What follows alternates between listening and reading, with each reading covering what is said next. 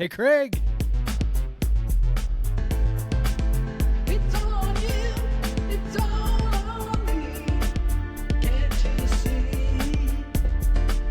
It's on you, it's all on me. You and me, can't you? It's on you, it's on me. Hey, Craig.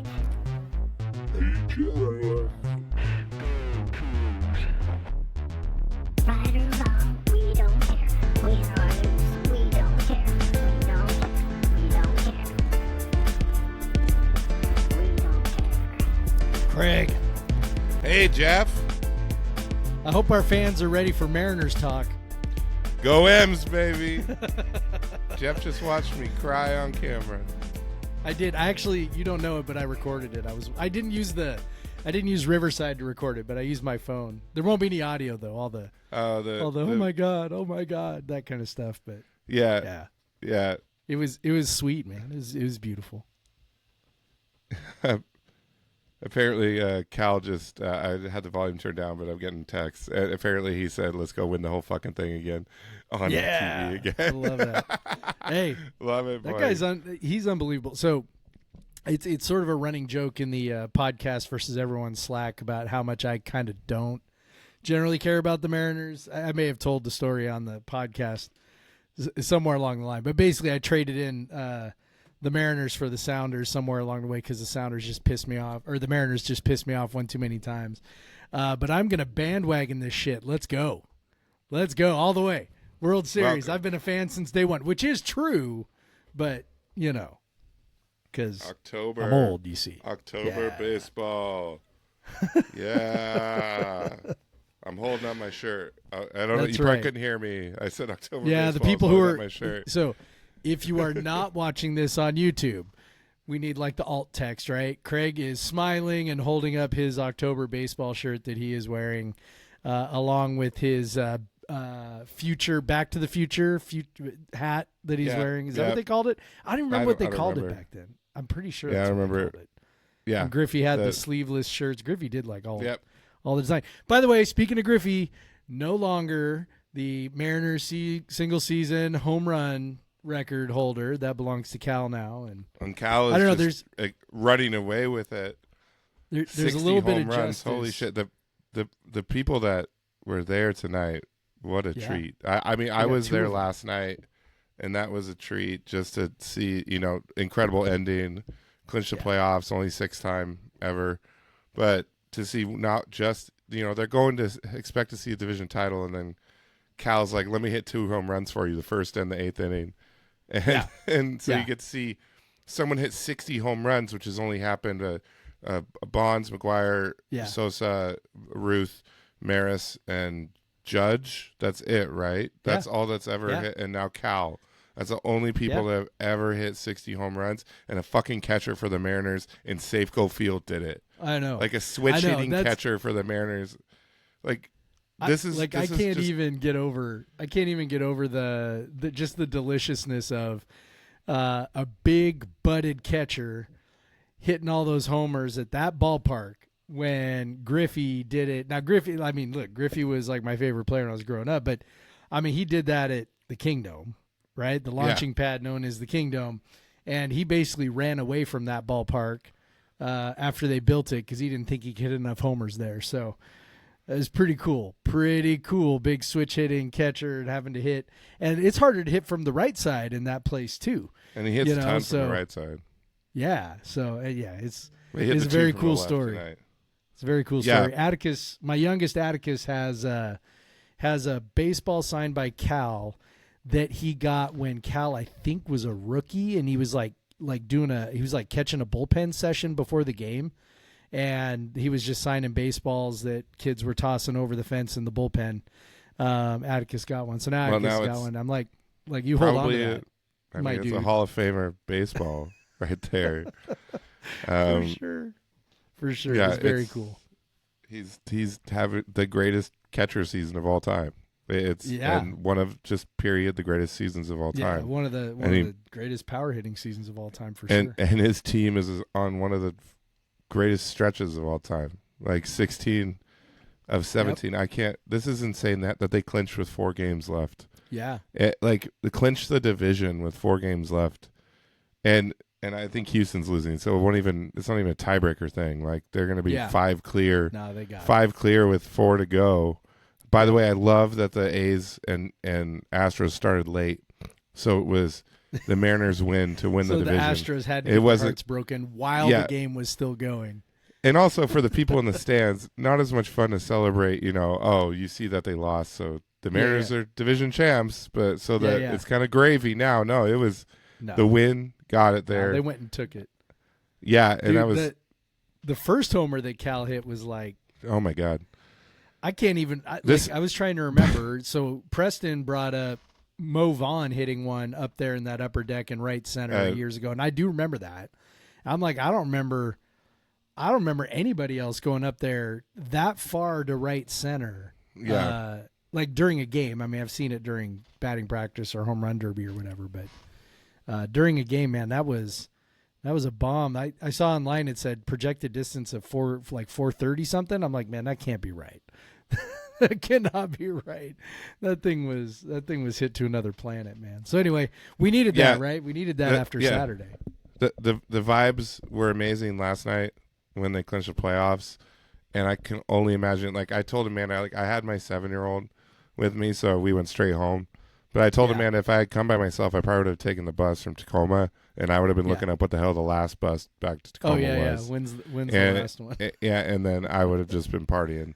Because it was just, if I missed that one, where can I stay, and what's the earliest exactly. bus back? I'm like texting Emma, being like, "Hey, can I crash on your couch?" Like, hey, I need a place. Can I sleep on your couch? Yeah. Incredible. Just, I mean, I'm a Jeff. I'm a huge Mariners fan. Yep.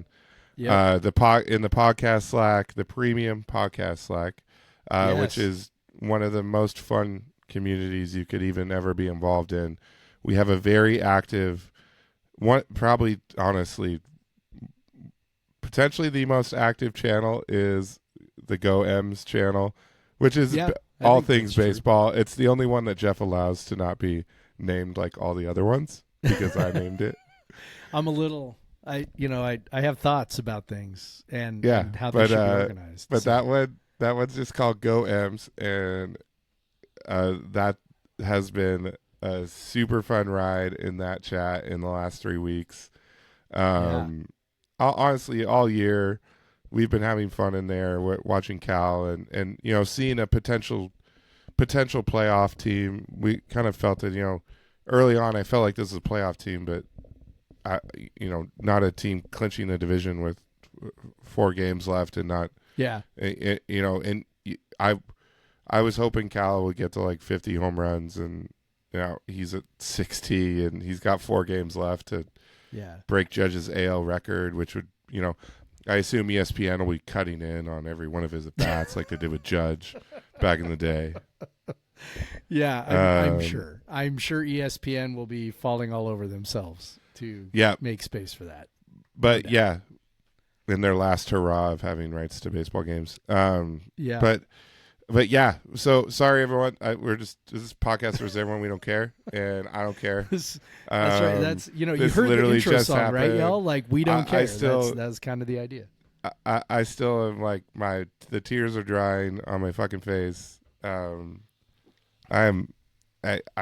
This is just so crazy, and I know a lot of you share Mariners fandom, and congrats to all of us for this shit, because we have been through so much, especially in the last 2 decades, and this is just the incredible feeling.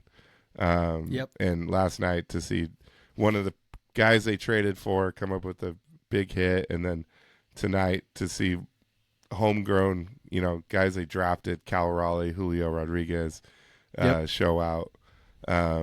Just an incredible night. And then another guy they traded for, Luis Castillo, 3 years ago in the last playoff run, to look like his old self. 1 hitter over 7 1/3, just incredible. Hey, the vibes are incredible. They brought back Eugenio So now it's good vibes only. All right. This is Podcast versus Everyone. Episode 238, somewhere around there. 238, I think is right. I got it finally. I'm Craig Powers. Yeah. I'm Jeff. And yeah, with me as usual is Jeff Newser. That was one of our longest intros. But yeah, it was. But worth it, man. Is worth it. It's especially after what happened over the weekend. We need to smile. We need something to smile about. One of the saving graces while I was in the stadium in Martin Stadium. I don't never call it Geese Field, but when I was in the state, well, it is Geese Field at Martin Stadium, so whatever. But one of the saving graces of that game, and one of the most like communal moments, was I had streaming on my phone, the Mariners, shout out DirecTV Stream. The Mariners game against Houston, and when Victor Robles makes a diving catch to end the game, and then the double off to end that game, are like you could hear eruptions around the stadium, and I was high-fiving Husky fans and Coug fans and whatever. We were all happy, so that was super fun. So thank you, Mariners, for that moment in the middle of a really shitty fourth quarter. Or was it the fourth quarter? I don't know. It was. Yeah, it was. It was. And also really unfortunate timing because it happened when Buddha Alukta blew out his knee. I don't think he blew it out, but hurt his knee. But I hope he didn't think that we were like reveling in the knee injury. Oh, Husky fans were doing it too. But he wouldn't know that. Yeah, there was this loud cheer, and then we all look and go, "Oh crap!" Like I didn't know at the time that it was Buddha. I mean, I'm in the stadium; we can't tell how they are laying on the ground with people around him. Right. But so that when I found that out after him, I was like, "Oh shit!" That makes it even worse when you have the guy that defected from Wazoo and went to UW. Yes. Truly, we're not wishing that on you. I promise. That they used in like social media posts over the week. But yeah, the game. That Cougar defense, man. There are no words, man. Trying to put words to that is well, we did. We certainly did after the game. That is and true. I did. There were words, but I did they were in naughty, the stadium. for sure. Let me tell you. Yeah. But let's just start off with this is a coach who is billed, Jimmy Rogers, as a defensive first coach. Yeah. And they have not gotten a stop in 6.5 quarters. Yeah. Like not even one. Not even one stop. No turnovers. Either a field goal or a touchdown. And most of them have been touchdowns. Almost okay, so in the last 2 games, put this in the newsletter, 19 total drives by the opponents, 15 touchdowns. 2 field goals, 2 punts. More than 75% of drives in the last 2 games have ended with touchdowns. And that's not including the pick sixes. Like that's something else. Like actually, you know what? I take that back. That might actually include pick sixes. I'm not positive.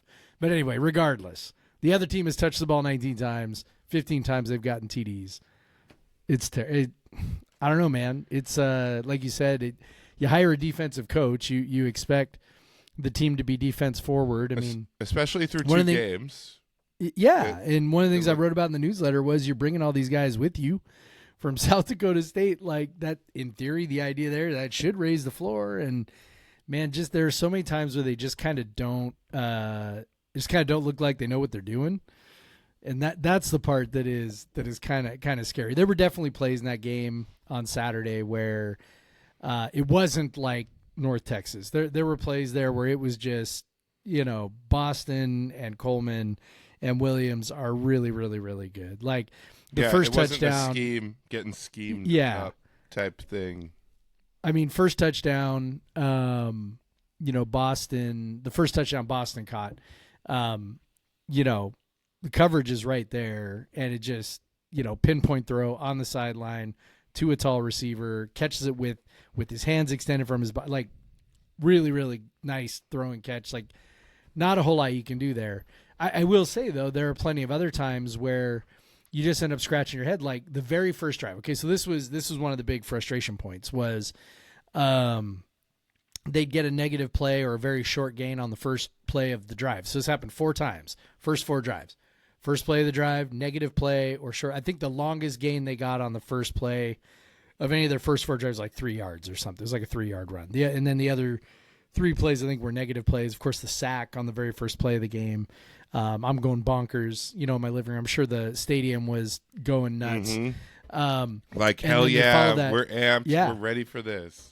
Yeah, and then they follow it right up with, Williams hitting Boston for like a 25-yard gain or whatever. Although I will say there was a lot of people who had a little tough time getting in the stadium, so it wasn't quite as full. Not quite full. Yeah, I heard about that. But yeah, it was like, hell yeah, we were amped.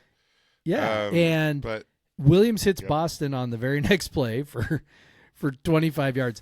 And, you wouldn't have seen it because you were in the stadium, but obviously TV broadcast shows a replay. And I'm watching it, and they show this, really nice angle from kind of like behind the quarterback. And you can see immediately that I think it was Parker McKenna, but it was one of the linebackers. Pretty sure it was him. Just didn't get deep enough on his zone drop. And the throw was in an area where if he had either Williams doesn't make the throw because Boston's not open on a crossing route like that, or B, he gets a hand on it, right? And then it was, kind of funny, but not funny. Like, Rodgers in his presser on Monday said, it started going through we had this, and then we had this, and then we had this. And then he said, we'd get a negative play, and then we'd give a big play, like, not get deep enough on our zone drop. And I'm like, yes. That was what I thought I saw. And, so it just like a lot of mistakes like that, just kind of over and over during the game. So it's frustrating to watch mistakes.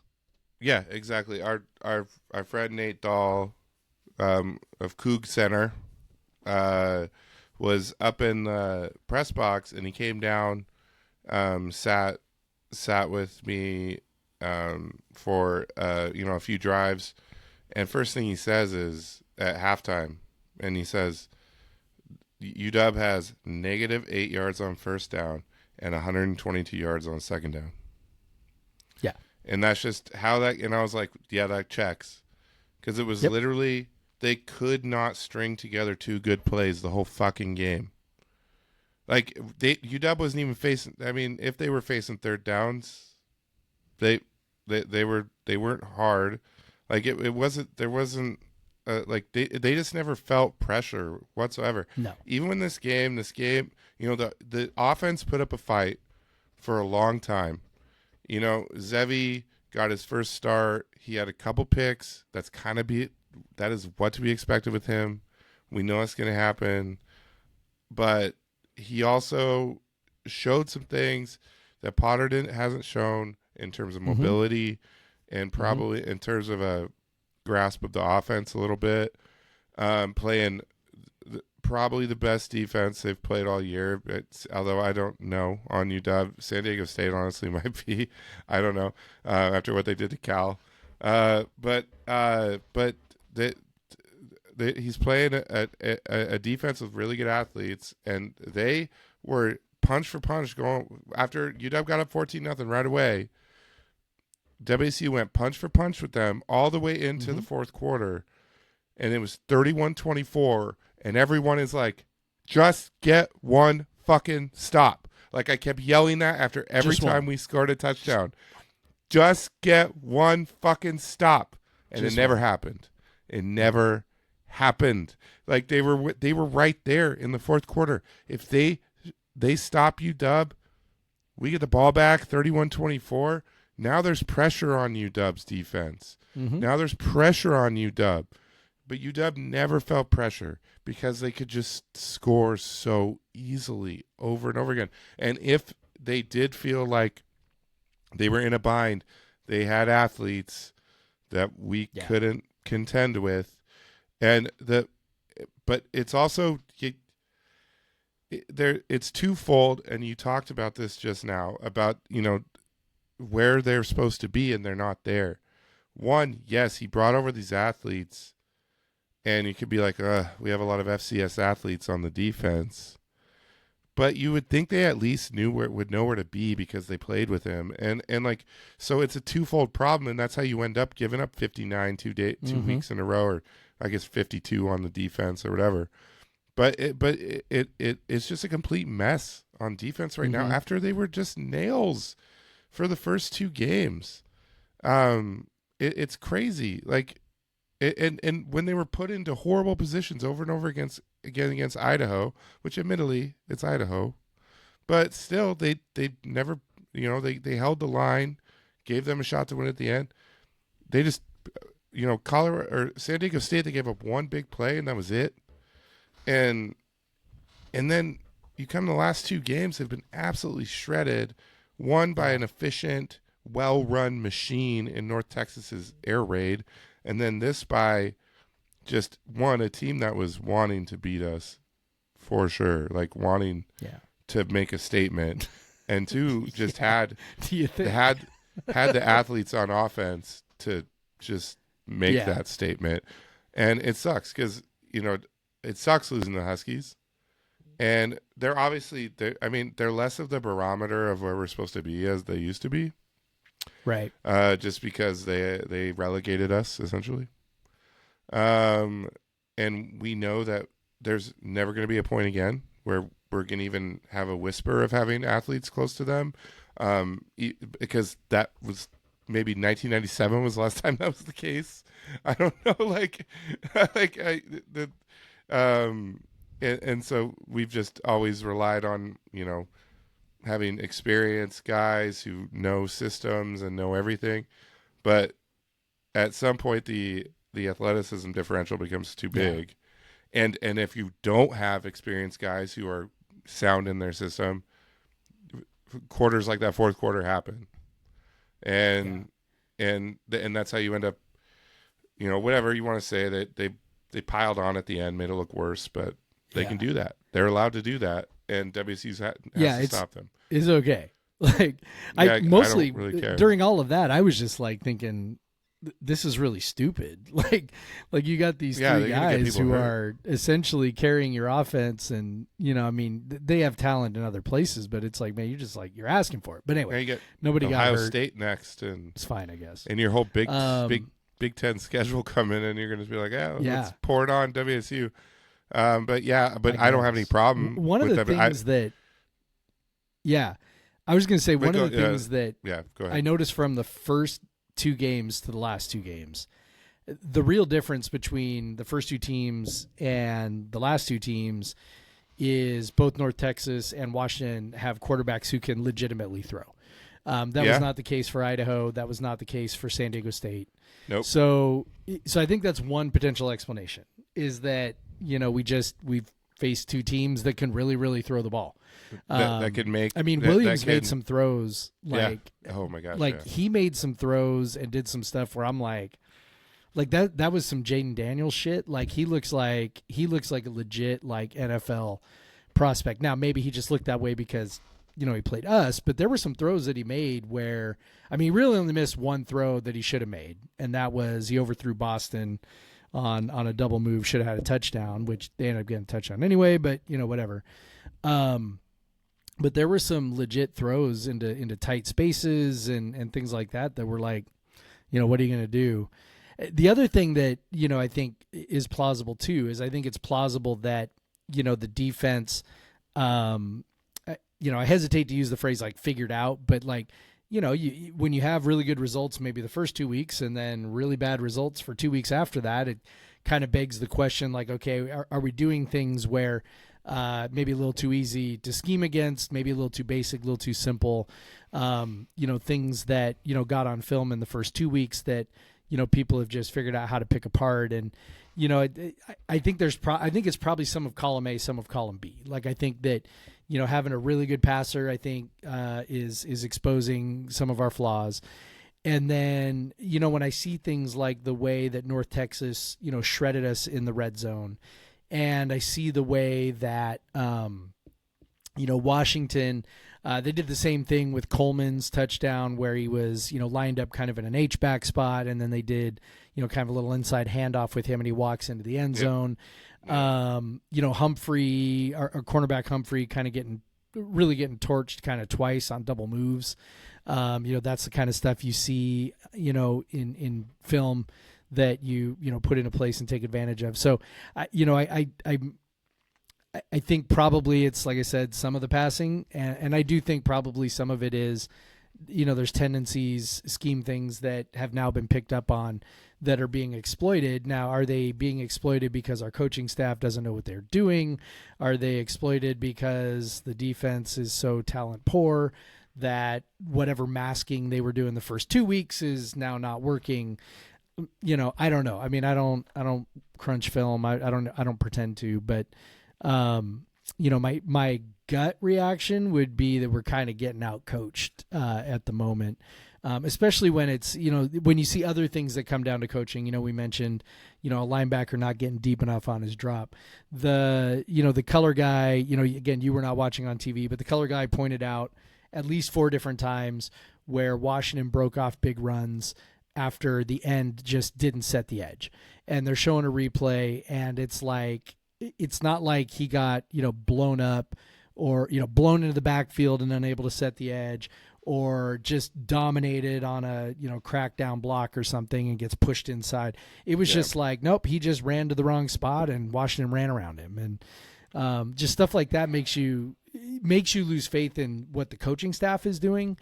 And you and I, as I alluded to in the newsletter this week, you and I started tossing around the W name when we were talking about what we were seeing, because this is the stuff that's like, it can't happen. It's embarrassing.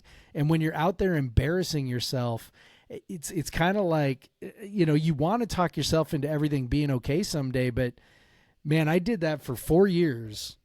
And like a lot of people, and I, fool me once, shame on you, fool me twice, shame on me, fool me 3 times. What's fool me 4 times, right? It took me all the way until Oregon State that 4th year before I finally gave in and acknowledged what I knew when we got blasted by Hawaii in the second year. Oh, I remember. I remember your text from that Hawaii game. Oh my God! You were losing your mind. I could not believe what I was seeing, and I knew it that day. And it was 2+ years later that I finally came around to admitting what I knew. I was thinking about literally because I was living out. I think I was living in Tennessee during the Hawaii game, and I remember you messaging and just being livid, like absolutely livid. And then the Oregon State game as well, but that was much later. But you were livid, and I was feeling that in the 4th quarter against UW. And it's not necessarily because of the UW game. It's because of the combination of North Texas and UW. Mm-hmm. And the fact that this defensive first coach is just, his defense is getting absolutely shredded. And what's here for me is, like you said, and how I'll put it is, I just don't trust him anymore. Mm-hmm. I said something at the start before the season started that I feel kind of dumb about now on this pod. I said that I feel like Jimmy Rogers is the type of coach that gets more out of his team than the sum of the parts. And that is definitely not true through 4 games. Unless the sum of these parts is giving up 118 points in 2 games. I don't believe that. I do not believe that. Yeah. And so this is as coaching as much as it is talent. Mm-hmm. And if it is talent, that's also on him. He put the team together. He chose the guys to come over from South Dakota State, guys that he trusted and won with, 29-3 with. And yeah, we heard remarks over the first couple of games like we look kind of small, we look kind of slow sometimes. But that's one thing. But just to be constantly in the wrong place and on a defense, like, I don't want to talk too much about the offense. I think Zevi's going to be the QB and going forward for, unless he gives that away, whatever. The running game. Oh, by the way, this is also supposed to be a running team, and the running game is an utter disaster. Yes. And we Yes. were trying to be like, maybe Jackson Potter is just making bad run calls. Nah, they couldn't run the ball with Zevi either. They couldn't run the ball with Duggar. They couldn't run the ball with Zevi. Like, they can't run the ball with anyone. Like, this team can't run the ball against any of the teams they've played. They cannot run the ball. Yeah. The offensive line is bad, and that is like the one thing when we were good under Price and we were good under Leach, the offensive lines were monsters. Mm-hmm. And good in Doba's first season. That Sam Lightbody, Calvin Armstrong, etc. Like they were monsters. Yep. And all the dudes that played for Leach, and Leach did a numbers game that most coaches wouldn't be comfortable with by recruiting 6 offensive linemen a year. Mm-hmm. But it worked out because it's so important. And often there were some Leach teams that had incredible running games because we just had dudes who could play. Yep. And now we're just on a stretch of Rollo, Dickert, and now Rogers, where the offensive line play has been terrible. And last year wasn't bad. I'll give him that. But this year it's looking bad. Yeah. At least in the run game, the pass block. I mean, they can at least pass block, which is, a like way ahead of some of the other offensive lines that we've saw. But with how this defense is suddenly looking, we got to control some clock, man. I mean, to your point, like, you're talking about the defense. Like, I mean, the defense gave up 52 points, right? Then there was a pick 6 in there, but the 52 points on 8 drives.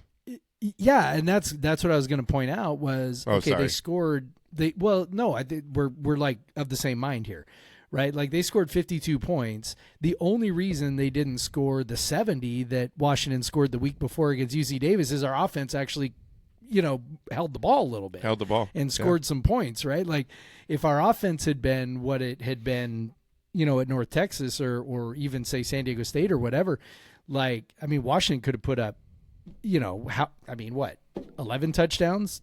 Like, I mean, really, that would not have been a shock if the offense had not come to play. So, it's really easy to focus on the defense, and I think the reason why is because it's just so bad, right? And we talked about Wolf, the parallels. I think, I mean, the thing with Wolf was he brought like all of his staff from Eastern, and from day one they looked overmatched. I will say, when I listen to Rogers talk, and I just kind of like, try to see what he's seeing, he is, to me, more convincing in what he is saying than Paul Wolf, I think, maybe kind of ever was. Yes. But at the same time, I agree with that. it's the parallels are like kind of undeniable, right? He brought all of his guys from, South Dakota State, limited experience in FBS, right? That was kind of Paul Wolf's situation as well. He had like practically no experience in FBS, and he's making that step up. And Rogers has been in Brookings for 20 years, pretty much his entire adult life.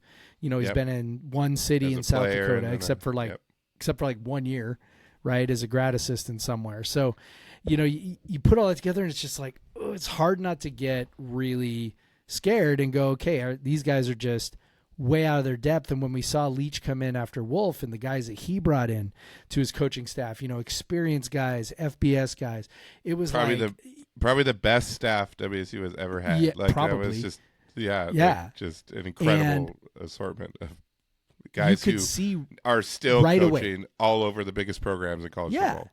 Like, even though they only won 3 games that first year. It was funny too. I was going back and looking, I was like, shit, I forgot how dreadful that first year was until that Apple Cup. But you could see certain things improving right away. And even though clearly the roster was not up to snuff and all of these things, you could see certain things that improved right away. And right now it does not feel like that. And that's the part that's scary, right? Like when I get a little bit freaked out about where this is, and maybe we're overreacting I hope we're overreacting. I hope we end up looking very stupid. I hope everybody can send us those, what an idiot gifts later on down the line because we doubted. But man, it looks, too much like that. And, the offense at least was able to salvage some stuff. I thought Zevi looked really good. I mean, obviously that's not breaking news, and I think everybody sort of agrees on that. But, going to him, was obviously the right move. And he looked like what I expected. I mean, he was, accurate throwing the ball. He made some good throws. He made one really dumb throw. And then, fumbled a ball that I don't know if you could actually blame him for that. Maybe he could protect the ball better, but, dude comes in and punches like that with that clean of a punch. I don't think anybody's holding on to the ball. And then the last interception, it's fourth down, man. You're under pressure. You're just you got to throw it. It's better than taking a sack. And then it just, turned out terribly. So I don't know. I really liked him. I think if he plays like that for the rest of the year, I would hope that would be good enough to win some games. I would hope our defense can at least, hold some people to a reasonable level. And especially with so in that respect, that was a positive development in a game that was, obviously, pretty shitty overall. Yeah. Good thing they don't have a trip to Ole Miss on the schedule or anything like that. Yeah, boy. Or Virginia, or all the way across the country to James Madison, because that sure would be shitty. Boy, whew, good thing we don't have to worry about that. Yeah, good thing. Good thing they don't have 3 more cross country trips. On the schedule, and a good thing they get to come right back home in a month. Yeah. Do you? By the way, do you hold anything against the staff for not starting Zevi earlier?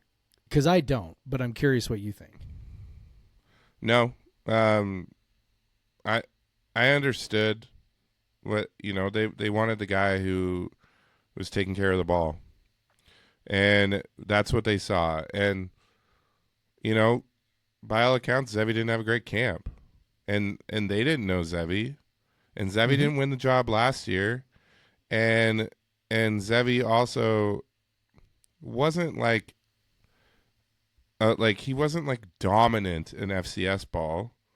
He was a mobile QB that had some decent throwing numbers, but he wasn't dominant by any means, and so there was nothing, and he doesn't have overwhelming athleticism. They're like, okay, we got to go with this guy. So no, I don't, but I got to give him credit. Potter, Potter did what they did not want. The reason why they picked him. And he did the opposite. He threw 3 picks. Yeah. And so they're like, nope. In one game anyway. Nope. In one game. And so they're like, okay, let's give. And I give him credit for that, for not being stubborn. Because, one thing we knew, even with, Leach, we saw him be pretty stubborn. Oh, for sure. With his QBs. And he would have to be kind of forced into,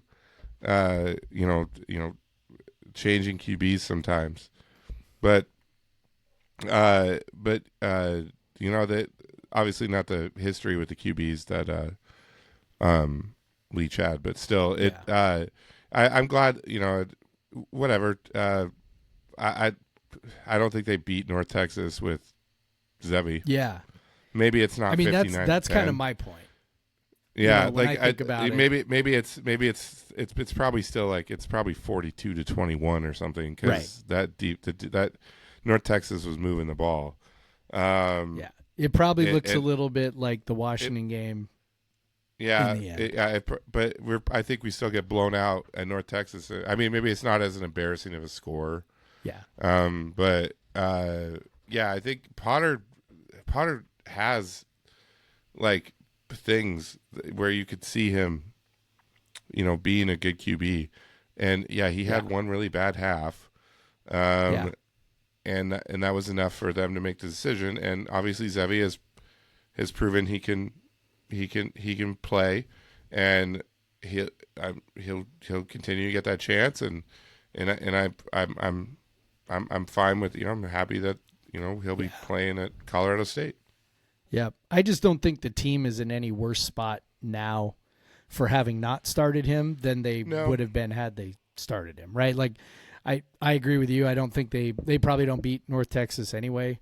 I mean, maybe they do. I don't know. Maybe without the turnovers, maybe without the short field. Maybe Idaho isn't. I don't know. He played. Maybe Idaho okay isn't against, as close. Maybe they game plan a little different against Idaho because they definitely were protecting him a bit against But Idaho. I assume they beat Idaho anyway, right? I assume Yeah. they beat San Diego State anyway.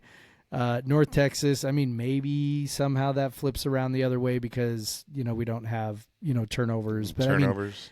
I mean, that the turnovers that put them in such horrible positions defensively, obviously this game, right? We know how that one turned out with him starting, and I don't think there's a case to be made that, if he'd started the first 3 games, he'd be better. Like, I don't think that holds any water either. He's got he's played a million football games. So it's fine. Yeah. I think they pulled the trigger at the right time. I saw what they were trying to do with Potter, and it didn't work. I think I was listening to the new Cougar Prowl podcast today with friend of the pod Jamie Vinnick and spokesman review reporter Greg Woods, and they were talking. And I thought also Jamie friend actually of the pod. I've hung out with Greg a few times. Yeah, real deal friend, not just friend of the pod, but just friend, just a friend. Yeah. Jamie, I thought, made a really good point. He said, Jackson Potter was the quarterback for what they thought they were going to be, and Zevi is now their quarterback for what they actually are. And I'm like, that makes a lot of sense, right? Like, they thought they'd be able to run the ball. They thought they, really just needed someone to, throw the ball 25 times a game, stretch the field vertically, not turn it over. Right. And with the big arm, you go, okay. Yeah, you could get him back there, let him uncork some deep throws. Yes. Yeah, all that stuff, right? 70-yard passes to Pabst. And play action does you no good if you can't run it if at you all. can't run the ball at all. Like, you got to be able to run at least a little to get some play action. And so yeah, I thought, Zevi was everything I think there's some research in the NFL that play action always is helpful, even if you suck. There is. I do, not to go off on too much of a tangent, but I do think there is.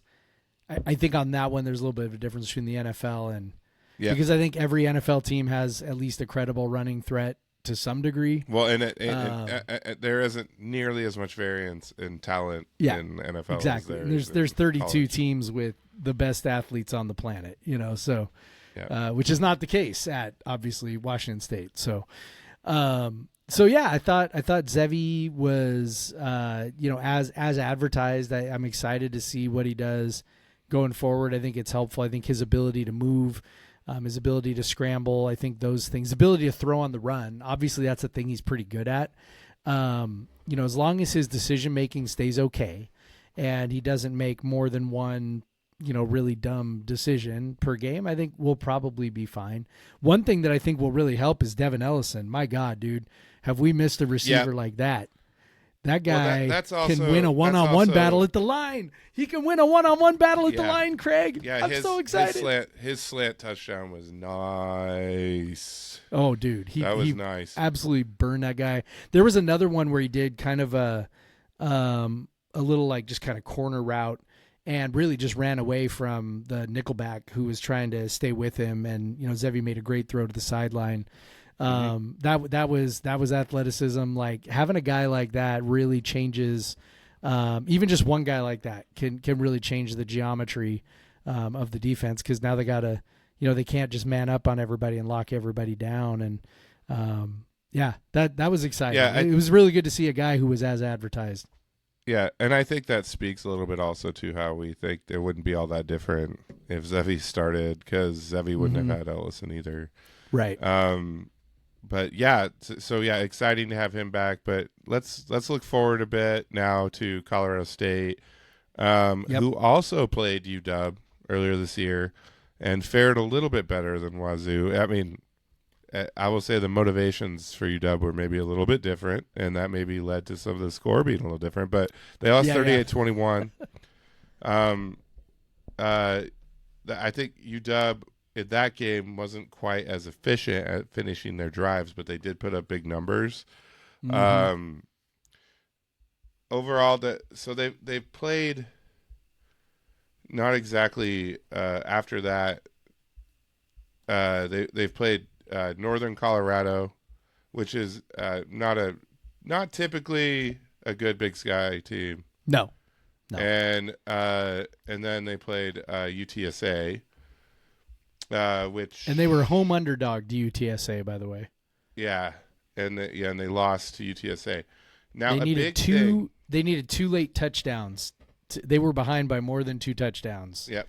In the fourth quarter to UTSA, and that's a key point because they actually benched their starting quarterback in that game, and in favor of a kid named Jackson Brousseau, and he has been named the starter for this game. He went 10 for 12 for 78 yards and a touchdown against UTSA, and so when you look at the stats, you're like, oh, cool, like we're gonna face another, their original starter, Braden Fowler Nicolosi.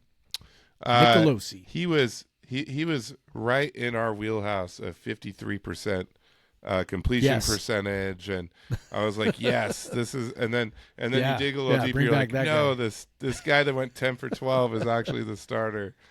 Now he's coming in 10 for 12 in what was essentially garbage duty. Yeah. What does that mean? I don't know. But why he didn't win the starting job to begin with. He is a big dude, 6'4", 225. But yeah, so that'll be interesting. So, and he had 1 rush for 6 yards. So I don't know if he's a running quarterback or not. I didn't watch the film. Sorry, we're not a film breakdown. My sense is that podcast. he's not. My sense is he's a thrower. So, but yeah, different guy. So that throws a wrinkle for the Cougs a little bit, and makes it a little bit different. So, and beyond that, their offense has not been good with the other guy, run game or pass game. They've not, let's see, rushing yards per attempt. I guess their running is decent, but they're definitely a run-heavy offense, over 50% in runs. They've also faced some run-heavy offenses. Which they've faced 79 pass attempts and 118 rush attempts. That's not counting sacks or anything. So these are just raw. So interesting. So college football. Maybe this is the week. Maybe this is the week, Craig. Maybe this is Angel the Johnson gets it going. Yeah, maybe. I don't know. It's hard to take the like for like of the games because even though they've faced UW on the road, we did at home. The motivations in each game were very different. Yeah, I mean, game 1 versus game 4 is like, it's not even comparable. It's tough to draw any parallels there. Yeah, but going on the road at elevation, whatever that impacts. We are, I think, what did we open 3-point underdogs or 4? And yeah, it was like 4.5. I think it came down immediately. I don't know how far down it got, but yeah, about a field goal dog on the road. I mean, we to a team that was like a 4-point underdog to UTSA at home. Yeah, you look at Colorado State and you're like, they're not good, but then you look at us and you're like, yeah. I mean, it's hard to make. I mean, look, we good? We went we went pretty hard on the idea that that they got the line on North Texas wrong. Like, I don't see how this is I don't know, North Texas was favored by 3 at opening or something like that, and then it went up to a touchdown, and it was like, I don't even see. What did people see that we don't see? I don't know. And then, of course, what happened, and Washington was a 3-touchdown favorite, and then what happened, and so I mean, I don't blame anybody for not believing in us, but I think your point that champions cover, and we've only covered once. Yeah, I know, it's terrible. Your point that Colorado State really struggles offensively. I think that is the one thing that we can maybe sort of hang our hat on a little bit. I mean, that quarterback did come in and lead him to 2 touchdowns, which is great for him. But, still only 6.5 yards per attempt. It's not like it was, super explosive. I mean, he only threw for 78 yards or something like that on those 12 attempts. So, it's not like he came out and suddenly they turned into a juggernaut. I mean, you got to imagine with UTSA there was a little bit, at least on the first touchdown, of maybe game management to some degree. Yeah. By the way, do you want to know how Colorado State lost that game? So they got a touchdown with 29 seconds left, and they made it 17-16. They kicked the PAT, made it, except, UTSA was offside. Guess what they tried to do on the next play? No, wait, it gets better. It gets better. I don't know who Taj Bullock is, but I know he's not the quarterback, and I know he's the one who made the pass attempt for the 2-point play that did not succeed. So, yeah. Oh, no.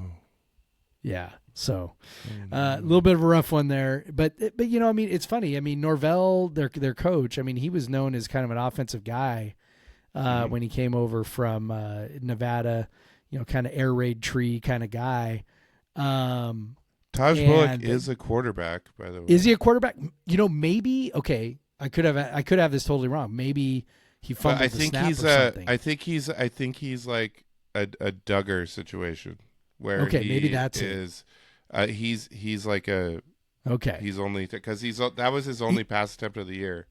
Either way, they went for 2, and they didn't put the ball in the hands of the guy who led him to 2 touchdowns. So that's all I know to throw a ball. Norvell, I mean, they've struggled to score points. I mean, we watched them when they came up to Pullman a couple of years ago to open the year, and, they didn't look good. And then, and that was with Torrey Horton, who now is out, lighting things up for the Seahawks. He's gone. They're just not a good offensive team. So, I don't want to say like if the defense can't sort it out this week. But it's kind of true. Like the defense is really, I think, set up to succeed. And you really need this one. Like, we joked earlier, but, after this one, you're heading out to Mississippi, you're heading out to Virginia. I mean, it's a month before you come back to Pullman. Like that is, you're going to Colorado, which is not close. It's not the East Coast, but it's not close.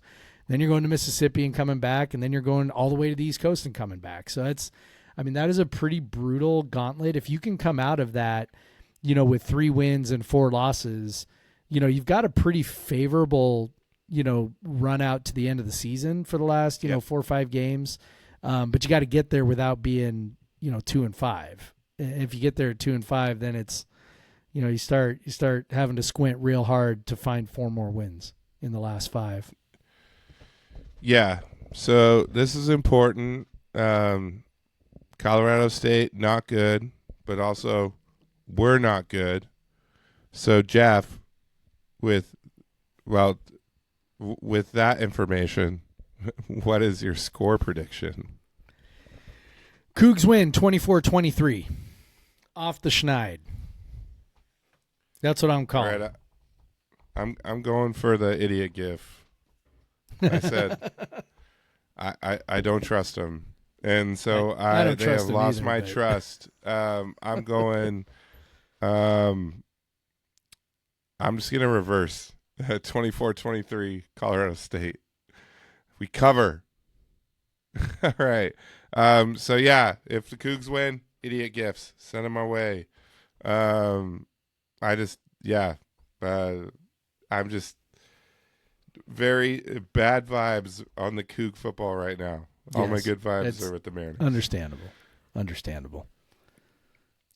So yeah, Jeff, what were you drinking to? One, celebrate your new bandwagon favorite team, and 2, commiserate with me on the status of Wazoo football. Well, Craig, since we have this tremendous financial gap to make up with the University of Washington and their $30 million roster, I'm doing my part by drinking a couple of Old Crimson legendary lagers tonight. So now we only have what, 29,999,998 more dollars to go to catch up with the University of Washington's $30 million roster. You got it. Hey, my wife and I had Drew Bledsoe's wine, Old Crimson wine, right after the game. Now we're even closer. So yeah. And I mean, that was like $45. And yeah, all of it goes obviously the collective. Not it. I mean, look at that. I'm putting that right on the screen, man. QR code and everything. Right on the screen if you're watching this on YouTube. By Old Crimson. It's so it's starting to get rolled out in Fred Meyer's. So check your Fred Meyer. Yeah, I heard that. I haven't looked at my local and then Total Wine's pretty reliable in having it. Yes. And then obviously the Pike locations. The one in Puyallup typically has it. So. Yeah, the one in Tacoma typically has it as long as I don't buy it all. Yeah. And by the way, I've never bought them out. I was joking. Well, not since. Go ahead. Sorry, not since. You go ahead. Okay, I was gonna say, I was joking about the 30 million thing, but that apparently created a big hullabaloo with people. Right? Jimmy Rogers references the fact that Washington has a $30 million roster. Now, I didn't find that particularly offensive after I actually heard the whole comment. At first, I was like, "Oh my God, he did not." Then I heard the whole comment. The whole comment, he basically said, "Hey, we don't have a $30 million roster. They do. We've got to make them work." It was in reference to, sort of do some gamesmanship with the quarterback situation. Once I heard the whole comment, I was like, okay, that's not that bad. But I will say, nothing good ever comes from bringing it up. So I don't know. Were you particularly offended by it? Yeah, it's like sour grapes if you bring shit like that up. That's all it comes off as. It also, because he could have said it any other way, right? And what kind of message does it send your players? I don't know. Like, right. Oh, we suck because you're broke ass bitch players. Like, if we could, we would buy much better players than you. Yeah, if we had $30 million, y'all wouldn't be here. Yeah, but since you are, now I'm gonna do a whole bunch of mind game shit with the quarterback position. So thanks a lot for nothing. It just doesn't. Now we've made it a big deal, Jeff. Now we've made it a big deal. You goaded me into it. Well, I think he realized, he did apologize for it. I didn't think he needed to, full on apologize. I didn't think it was, offensive or anything. But also, I think, like I said, nothing good ever comes from referencing it. He could have said, hey, they've got more resources than us, so we need to make those guys, we need to make that their resources work a little harder, so we went ahead and did that. That makes sense. As soon as you bring up the number, it's like, oh God, especially for us, obviously there's no way maybe he would know this. I don't know. Cause he kind of referenced some of this stuff when he got hired, but Jake Dickert complained about this shit endlessly for the last 2 years. So, I think that's part of the context, as well. So yeah, I don't know. I mean, we've talked quite a bit about, Rodgers still being a fairly young head coach. I mean, it's, the environment here is different.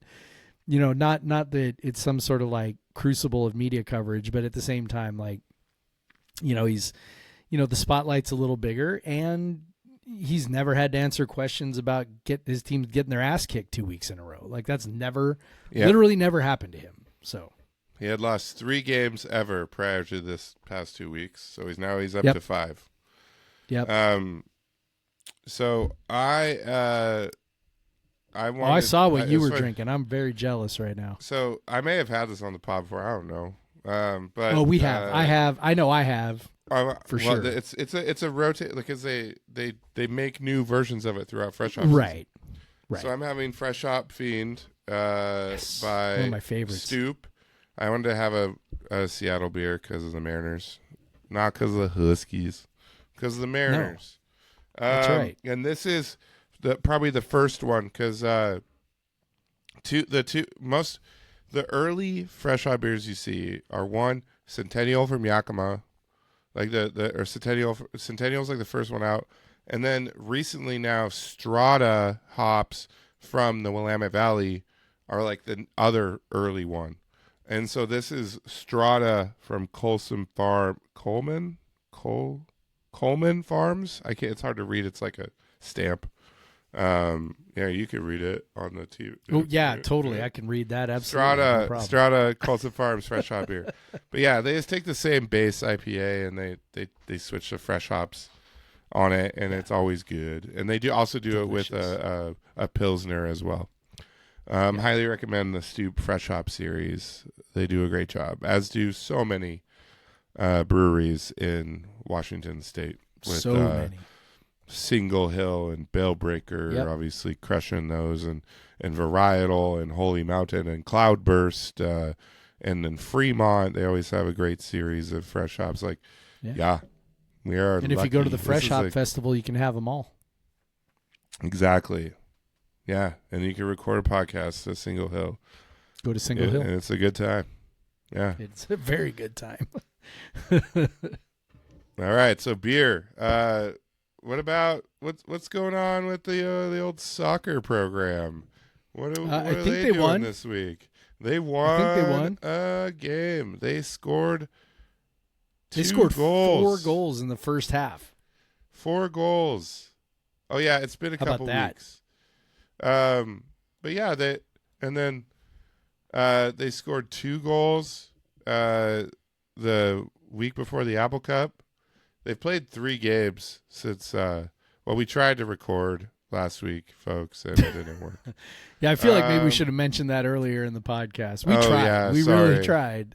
And if our- you were we in had- the we had, premium like- Slack, you got the Yeah. unedited 17 minutes that we got in. Yeah, which the, is the mostly premium just us Slack, yelling I about took our North 17 Texas. minutes before the internet completely crapped out. I put it in there for them and was like, "Here, you all can." I'm not going to publish this, but you all can have at it, because we had insurmountable technical issues 17 minutes into the podcast. So, But yeah, just earlier tonight, they hosted Seattle U, and scored 4 in the first half on Surf Soccer Club night, whatever that is. By the way, I know you saw them, the Vamos Pumas jerseys that they gave away at Those the look North Dakota gorgeous. State game. Looked amazing. I would love one of those. yeah. Sell them. Yeah, hint, Sell hint. them, Any WSU. listeners out there who maybe somehow got an extra Yeah. one, I also would. I'm size extra large, or maybe Yeah. double X. I don't Same. know. Well, yeah, it depends on the fit of the jersey. Depends on the shirt. Sometimes, yeah. I got this this Mariners October this shirt on the way out of the stadium, or we were in the Terrace Club, and there was just a little kiosk, and he had a box of the shirts, and so we got in line, and I got the last one, and it was a double XL. It's a little bigger than I would like. I'm swimming in it a lot, but I didn't care. It was really fun wearing that shirt out of the stadium. And people were like, "Oh, that's an amazing shirt. You already got it?" I'm like, "Yep, got it." And B got a giant foam finger, so she was excited. But yeah, they have Santa Clara on Saturday at home. Yeah, which should be tough. I think Santa Clara is typically pretty good, so Yeah, that's a tough opener. It's going to and be our number 2 game in Socktoberfest. WCC play. Socktoberfest. I love that, because they've been selling beer at the soccer field for longer than they did at the football. Well, we haven't even talked about that. One, Oh, yeah. How I about am that? not. I don't know. I have no first-hand experience, because I was in the club, and I've been in the club for several years, and I do That's not right. know how the beer went. All I know is that they did not fucking sell Old Crimson downstairs, and I know. and people were pissed about that. What are we doing? Like, What are we 'cause doing? I had multiple people tell me I cannot wait to get in the stadium and get an Old Crimson, and I can tell you, yes, when I got to do that at Idaho up in the club, it was an amazing feeling. I don't care how much they cost, like they cost a lot, but but I Old Crimson in the stadium is a beautiful thing, and I do not know why they were not selling it downstairs. If they can sell it upstairs, I don't know why they can't sell it downstairs. I don't know. It's not a production issue. They can make plenty of it. I don't know. Maybe it's a contract thing. I don't know. That's about the only thing I can think of, man. Yeah, it just, we got to get Old Crimson downstairs. I heard the beer lines vary depending on what part of the stadium you were in. Yes. It definitely impacted entrance into the stadium. When we walked up, but I heard other areas of the stadium were bad. One, obviously I walked in the club section, walked right in. There was no one in line. But the main entrance was crazy long line. All the entrances on that side of the stadium had crazy long lines. But they did move very quickly. I had some friends that were trying to go in the main entrance, and they were all the way back up, like all the way down the street and then wrapped up around the other side of the street. And they got in real quick. So I will say the lines were long, but they moved. So they're probably slower than usual, but probably move faster than you think. And so I think people will adjust. You can't linger at the tailgate quite as long, but I also think that security will adjust and it'll move faster. But yeah, people did get in faster than it looked like they would when we were walking in, just based on my friends' experience that were sitting downstairs, and they texted us when they got in. Mm-hmm. So that, but we gotta sell a Crimson downstairs, guys. Come on, we got it. Got to make that happen. That's what all those Cougs, they want Old Crimson, and that's right. And also, let's make some money for the football team while at the football game. But yeah, let's do that. So soccer. I don't know if they sell Old Crimson at soccer games. I haven't been to one this year. I hope so. Just sell Old Crimson everywhere in Pullman. Should be the only thing anyone's volleyball. drinking. What's happening in volleyball? They don't sell beer at volleyball. I don't think they really have I don't know where they would, to be honest. You should. Come on, man. Yeah. Sell it everywhere. Just give me a beer everywhere. We need those dollars. Let's see. Volleyball. Yeah, they're getting ready. When people listen to this on Thursday, the volleyball team will be playing USF that night for their WCC opener. So boots and that'll bowler. be cool. I don't know what that means. Yeah, they're coming off. I don't either, but they're coming off a 3-0 sweep of EWU on last Friday, and that comes off of losing 3-1 to the University of Washington. So whatever. Yes, I missed the Friday game. I went to the Coug. Yeah. How dare you? I know. Can't believe you. By the way, the Coug are you? The Coug on Saturday, like around noon. I'm not sure I've ever seen the drink line that long. It was snaked all the way down to the back of the bar, and then all the way back out the front door. I talked to some bartenders. They were doing like 8 a.m. to 10 p.m. It was a long hours, very busy. Yeah. So hopefully a really good weekend. We went to my office. It was completely packed there. Went to Etsy. It was hopping there. Valhalla just looked stuffed to the gills. So hopefully it was a great weekend for a lot of Pullman businesses that desperately need it.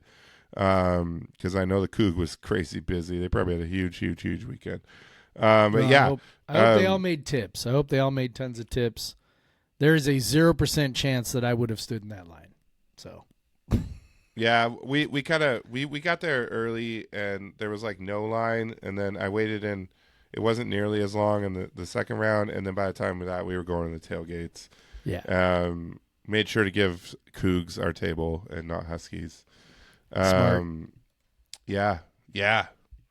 Very smart. I don't know. Cross country. What did they do, Jeff? What else I don't we know. got? I'm not looking. Hold on. Come on, dude. Let's look. I'm just kidding. Hold on. All right, cross country. They have not played since. They have not ran since September 12th. The women had a meet on Friday. Oh, I'm looking in at Columbia, Missouri.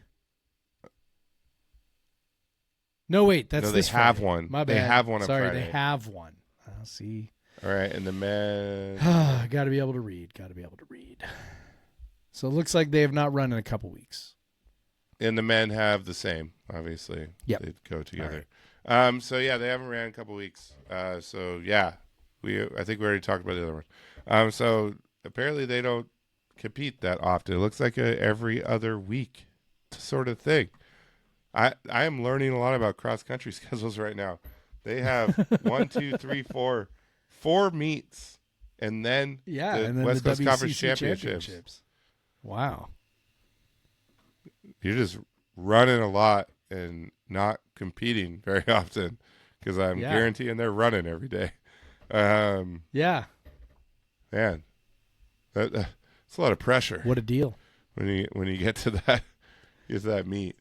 Here's one of your 4 meets. Yeah. Whew. All right. Good luck. All right, Jeff. Go Mariners, everyone. Hell yeah. AL West champs. Yes. Got my Mariners hat on and my Mariners shirt on tonight. It Of is course. a crimson Mariners hat. Yeah.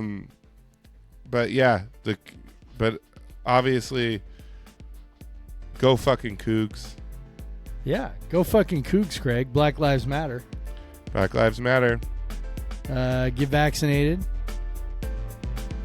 Antifa means anti-fascist. It's not a fucking organization. Sorry to tell people. I know. And if people want to say they're not anti-fascist, then that tells us a lot about them. Yeah, I mean, I'm anti-fascist. Am I a terrorist? Yeah, I'm anti-fascist. I don't like fascism. I don't think so. Support unions, by the way. Even if you can't Yeah, join support one. those. Shop at union shops. And I think that's it.